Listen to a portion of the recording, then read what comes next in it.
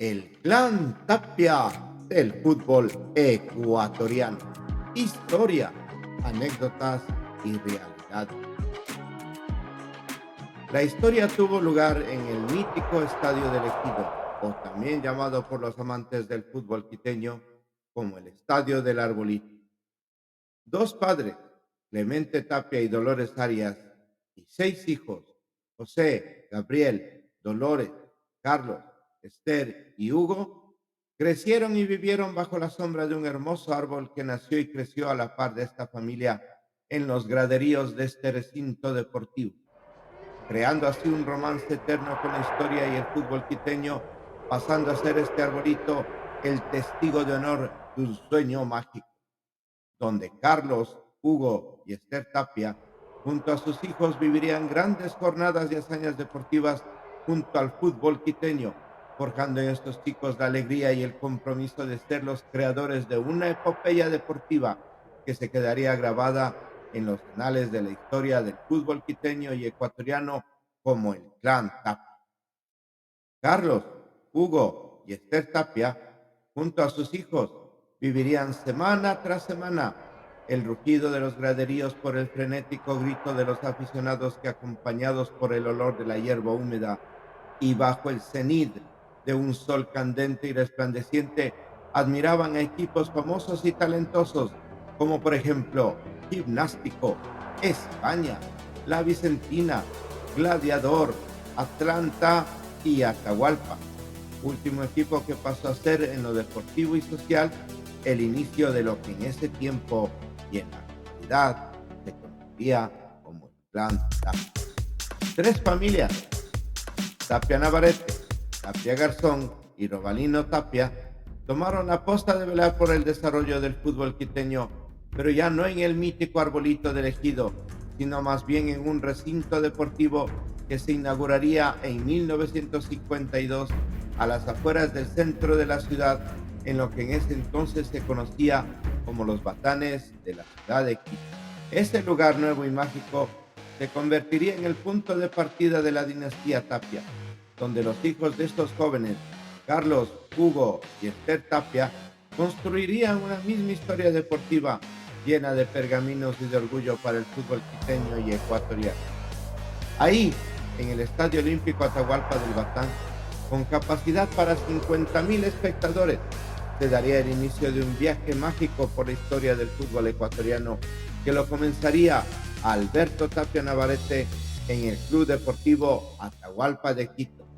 siguiendo sus mismos pasos Jorge Tapia Navarrete, pero en Liga de Quito. Con el pasar de los años y tras grandes jornadas deportivas junto a Liga, fue bautizado por el periodista deportivo Carlos Rodríguez Col con el sobrenombre de Cacique Tapia, destacando por esos tiempos por su juego de filigrana, liderazgo y exquisitez técnica, lo cual lo catapultó a ser el jugador insigne de la familia y posteriormente, junto a su hermano Gustavo Tapia Navarrete, formaron un dúo mágico, pasando a ser los íconos de un equipo inolvidable llamado por aquellos tiempos con el seudónimo de la Bordadora de Liga Universitaria de Quito. Por esto y mucho más, fueron llamados a la Selección Nacional de Mayores para representar al país internacionalmente, acompañados de jugadores leyendas del fútbol ecuatoriano como Polo Carrera Velastegui, Vicente Lecaro, Jorge Bolaños y en años posteriores con jugadores de la talla de Carlos Kiko, el Can Delgado, entre otros cracks ecuatorianos. En la selección ecuatoriana, en Sociedad Deportiva Ocas y en Deportivo Quito, se extiende el dominio del Clan Tapia por intermedio de Gonzalo Robalino y sus hermanos. Clemente Robalino Tapia en el Club 10 de Agosto de la Segunda División de Pichincha, además de Rigoberto Robalino Tapia en Sociedad Deportiva Aucas, y para finalizar con Patricio Robalino Tapia en el equipo Chuya de Sociedad Deportivo Quito. A la par de estos acontecimientos surgen otros ídolos quiteños, como Clemente Tapia Navarrete, un gran volante de creación en Universidad Católica de Quito, creando no solo clásicos a nivel de clubes, sino también dentro del mismo clan Tapia, entre primos y hermanos. El tiempo no se detuvo ahí y surgieron nuevas y jóvenes figuras Tapia, como lo son Hugo Tapia Garzón, un gran volante de primera línea en Liga de Quito; Manuel Tapia Garzón, volante de contención en el ídolo quiteño;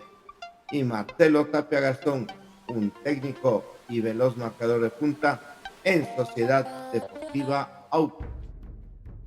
Sin embargo, la historia no terminó ahí. Al contrario,